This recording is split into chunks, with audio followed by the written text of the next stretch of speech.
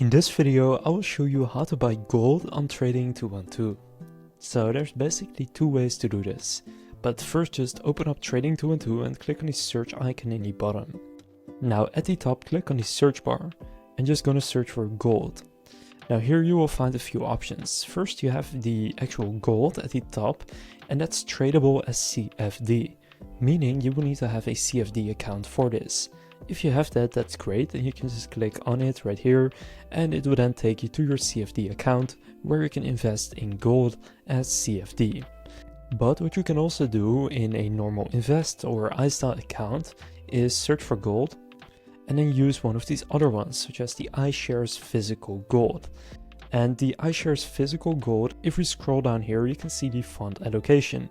The fund only accepts gold that meets the London Bullion Market Association Good Delivery rules.